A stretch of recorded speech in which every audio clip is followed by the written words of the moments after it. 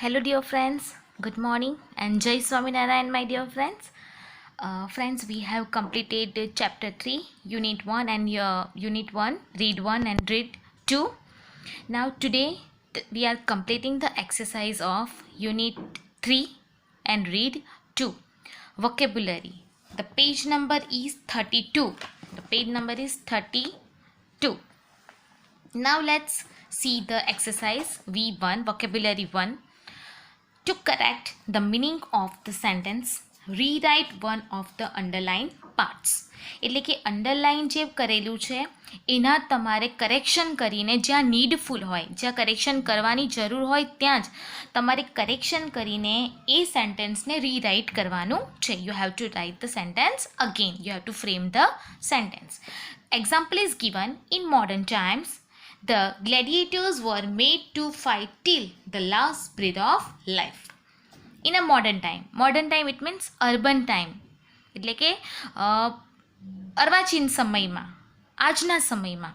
તો આનું તમારે રીરાઇટ કરવાનું છે અને you have two make a opposite one. એનું એન્ટોનિમ્સ લેવાનું છે. તો મોડર્નનું થશે ancient. In ancient time the gladiators were made to fight till the last breath of life.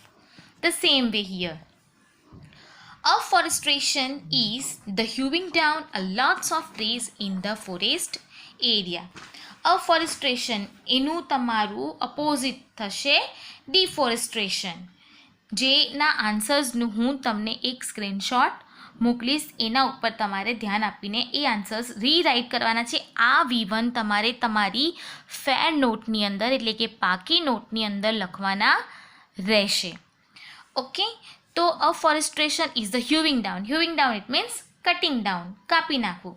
તો અફોરેસ્ટ્રેશન એ અહીંયા કરેક્ટ નથી, પણ એનું રાઇટ આન્સર થશે, here is given that is deforestation. Deforestation થશે. ઓકે, તો ડિફોરેસ્ટ્રેશનનું અપોઝિટ થશે અફોરેસ્ટ્રેશન અને અફોરેસ્ટ્રેશનનું deforestation. Now let's see the second one. Forestry is the science and craft of creating, managing, using, destroying and repairing forest.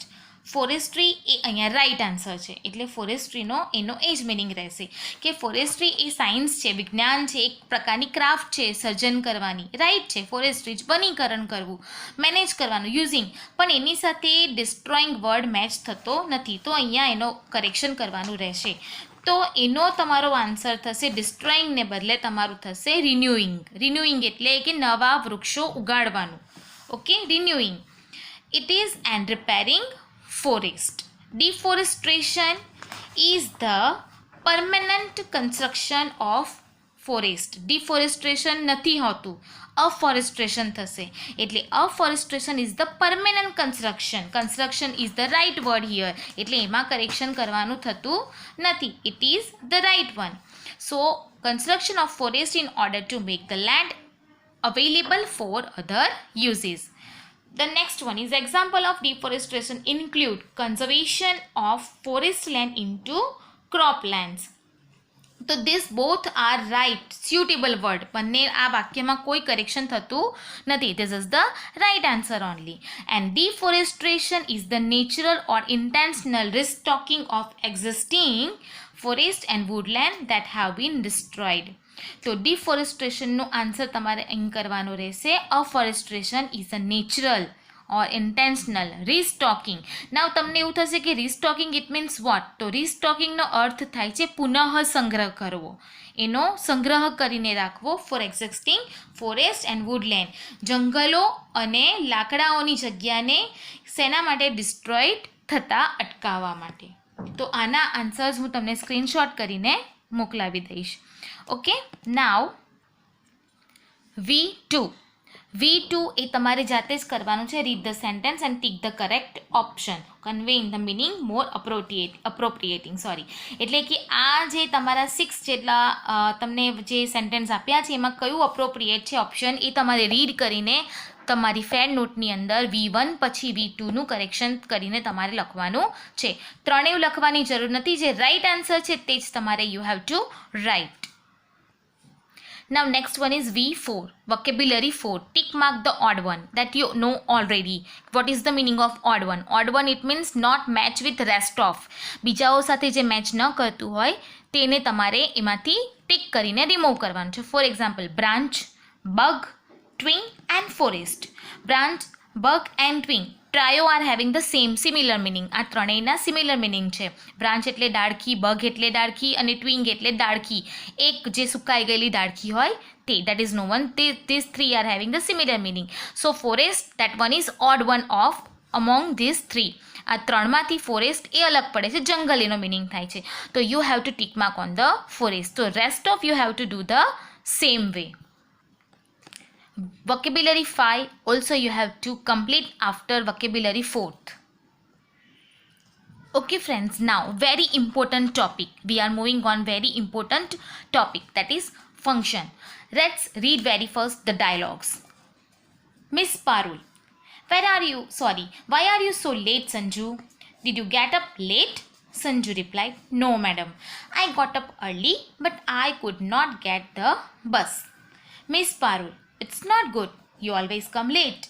Sanju replied, sorry madam, though I tried hard, I can't come on time. Miss Parul, in spite of my frequent warnings, you have failed to improve your habit, don't you? Late now onwards. Sanju replied, okay madam, I will never.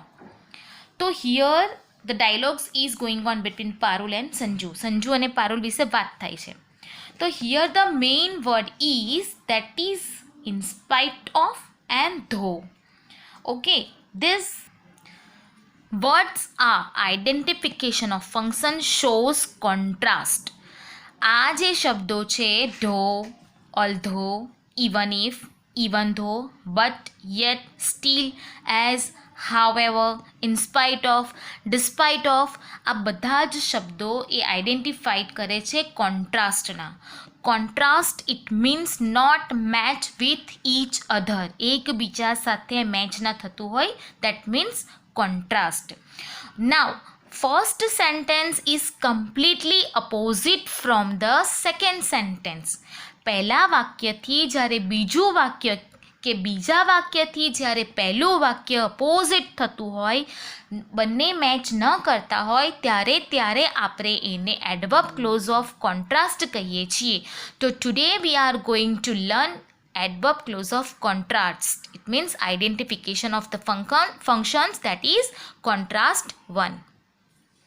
We can identify the contrast with the help of words though, although, even if, even though, but, yet, still, however, in spite of and despite of. આ શબ્દો દ્વારા આપણે જાણી શકીએ છીએ કે આ વાક્ય એ એનું ફંક્શન છે કોન્ટ્રાસ્ટ. જો કે, છતાં પણ, આ ઇનસ્પાઇટ ઓફ, તેમ છતાં, ડિસ્પાઇટ ઓફ, તેમ છતાં, હાવેવર, તેમ છતાં, આ બધા વાક્યો આપણને બતાવે છે એકબીજાથી વિરોધાભાસ. નાવ સી, હવે આપણે જોઈએ તો ધો દેટ દે આર કનેક્ટર. તમારી ટેક્સ્ટબુકમાં પણ આપ્યું છે, તમારી ટેક્સ્ટબુકમાં જે કોલમ્સ આપ્યા છે, જે કોષ્ટક આપ્યા છે, એમાં પણ આપ્યું છે સિચ્યુએશન, કોન્ટ્રાસ્ટ એન્ડ કનેક્ટર. તો ધો ઇઝ નોવન એઝ અ કનેક્ટર, એટલે કે બે વાક્યને જોડતું હોય છે. કોન્ટ્રાસ્ટની અંદર, એડવર્બ ક્લોઝ ઓફ કોન્ટ્રાસ્ટની અંદર ધો, અલ્ધો, ઇવન ઇફ, ઇવન ધો, આ બધા વાક્યો એક કનેક્ટર છે જે બે અલગ વાક્યોને જોડે છે. તો here though it means connector, although it means also connector. જેટલા બી એડવર્બ ક્લોઝ ઓફ કોન્ટ્રાસ્ટના જે ફંક્શન્સ છે, they all are known as a connector. એકબીજાને જોડતા કનેક્ટર કહેવાય. ધો એ વાક્યની શરૂઆતમાં આવે છે, એવું જરૂરી નથી, પણ કોમા પછી પણ ધો કે અલ્ધો કે ઇનસ્પાઇટ ઓફ, હાવેવરનો ઉપયોગ થાય છે. એ આપણે ઉદાહરણમાં જોઈશું.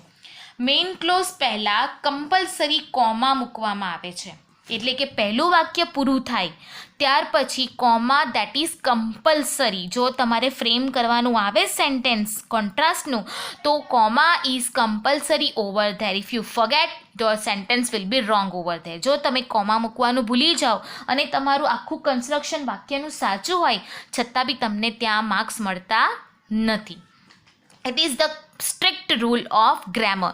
વ્યાકરણનો એ સ્ટ્રિક્ટ રૂલ છે. હા, કોઈ ટીચર એવા હોય કે ભાઈ ચાલ જવા દે, ભૂલી ગયો છે, તો માર્ક્સ પણ આપી પણ દે, બટ ગ્રેમેટિકલી ઇટ્સ રોંગ. એને આપણે ઇન્ટરચેન્જેબલ પણ કહી શકીએ, એને આપણે અંદરનું ચેન્જ પણ કહી શકીએ. Now let's see one example there. The first one is though he was never promoted, comma, I kept comma here, see, he worked sincerely. જો કે તે ક્યારેય પ્રમોટ નથી થયો, એને ક્યારેય પ્રમોશન નથી મળ્યું, પણ એ પોતાનું કામ ખૂબ જ સિન્સિયરલી એટલે કે ગંભીરતાપૂર્વક કરે છે. જો કે first situation is not match with the second one after the comma. Comma પછીના વાક્યની સાથે પહેલું જે એનું પરિણામ છે એને મળતું નથી. સિન્સિયરલી કામ કરતા હોય તો પ્રમોશન તો મળતું જ હોય ડેફિનેટલી, પણ આ અહીંયા એનું કોન્ટ્રાસ્ટ છે કે ધો he was never promoted, comma he worked sincerely. જો કે તેને ક્યારેય પ્રમોશન બિચારાને મળ્યું નથી, છતાં પણ એ ખૂબ જ સિન્સિયરલી કામ કરે છે. The same way next one. She went with the proposal, but she was rejected. I'm sorry, I forget to make a comma here. She went with the proposal, but છતાં પણ તેને રિજેક્શન મળ્યું. એ પ્રપોઝલની સાથે ગઈ હતી પણ તેને રિજેક્શન ત્યાં મળ્યું. However, the kindness in him, તેની અંદર ખૂબ જ એવું દયાપણું રહેલું છે. Comma he doesn't help anyone directly. એ જાતે કોઈને મદદ કરતો નથી. એની અંદર દયાપણું છે, પણ એનો કોન્ટ્રાસ્ટ શું છે કે જાતે કોઈને હેલ્પ કરતો નથી. In spite of hard working, comma, Neha lost her tournament. ખૂબ જ સખત મહેનત કરવા છતાં, in spite of it means કરવા છતાં, નેહાએ ટુર્નામેન્ટ જીતી શકી નહીં, એ હારી ગઈ. તો first sentence is not match with the second one. Neha lost her tournament, comma, in spite of hard working. That is also the right construction, right framing of sentence. Both way the sentence are right. તમે in spite ઓફને પછીથી લો એનું વાક્ય તો પણ ચાલે, અને નેહાવાળું વાક્ય પહેલાં લો તો પણ ચાલે, પણ જે પણ વાક્યની તમે શરૂઆત કરો છો તેમાં તમારું ધો, અલ્ધો, ઇન્સ્પાઇટ ઓફ, હાવેવર જેવા શબ્દો ટેક્સ ફર્સ્ટ પોઝિશન, એ પોતાની પોઝિશન પ્રથમ જ રાખે છે. Now on page number 34, your exercise function 2, study the table and frame sentence. ટેબલને તમારે સ્ટડી કરવાનું છે અને પ્રોપર સેન્ટેન્સ તમારે બનાવવાના છે. You have to write here. If you not get enough space here, you may write in your notebook. હું તો એમ જ કહું છું કે નોટબુકમાં જ લખજો, અહીં લખશો નહીં. તો નેક્સ્ટ યર જો કદાચ તમારી કોઈ બુક કોઈ લે તો એને પણ કામ લાગે, એને રેડીમેડ આન્સર્સ ન મળે, પોતાના ક્વેશ્ચન્સ, પોતાના આન્સર્સ જાતે ફ્રેમ કરી શકે. So no need to write here, write in your notebook only. તમારી ફેર નોટબુકમાં લખો તો વધારે સારું. સો F2 એટલે કે function 2. Let's see function 2. Example is already given.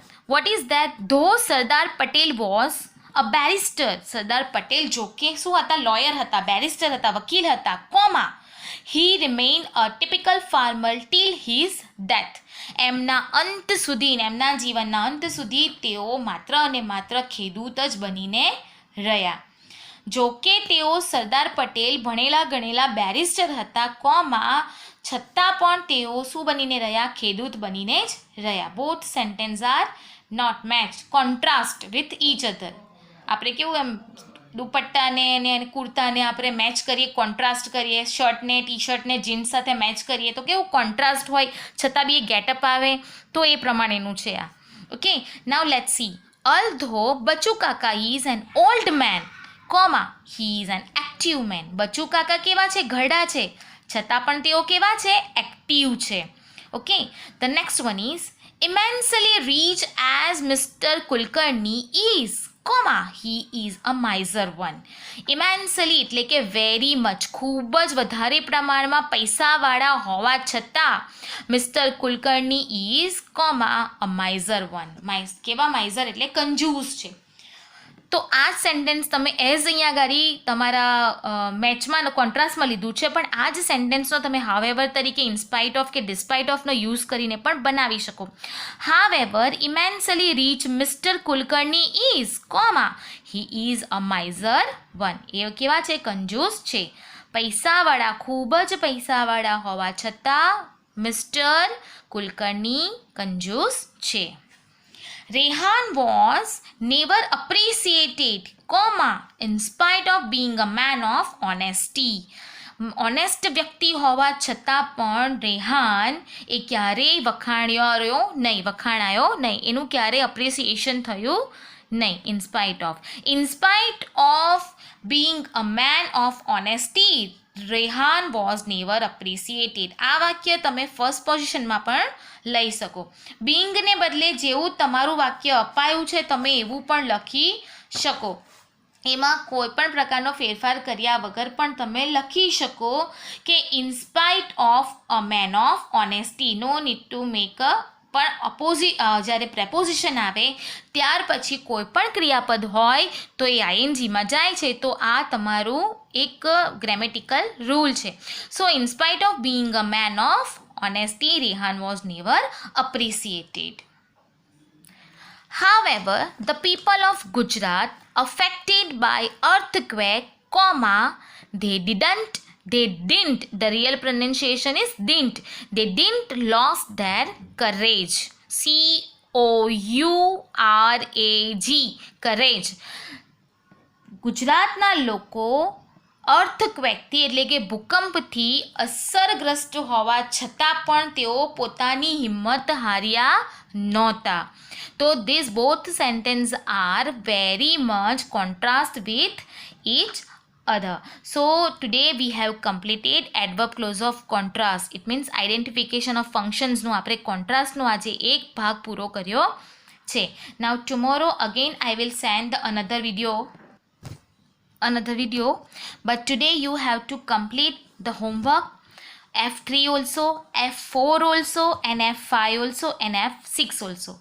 એટલે કે તમારે કમ્પ્લીટ કરવાનું રહ્યું છે હોમવર્કની અંદર vocabulary 1, vocabulary 2, then vocabulary 4, vocabulary 5, function 2, then function 3, function 4, function 5 and function 6. Okay friends, and writing પોર્શનનો જે વિડીયો છે તે હું તમને પછીથી મોકલાવીશ. એ પછી ડિસાઇડ થશે કે હવે શું કરવું, કારણ કે આ લેટર રાઇટિંગ છે જેના માટે હું તમને થોડું વધારે પ્રોપરલી શીખવાડીશ. So today this much is enough and wish you all the best. કોઈ બી તમને ડાઉટ હોય તો તમે મને કોલ કે મેસેજથી પૂછી શકો છો અને તમારું હોમવર્ક પ્રોપર ફેર નોટબુકમાં લખાવવું જોઈએ. વિશ you all the best. Bye bye everyone. C you.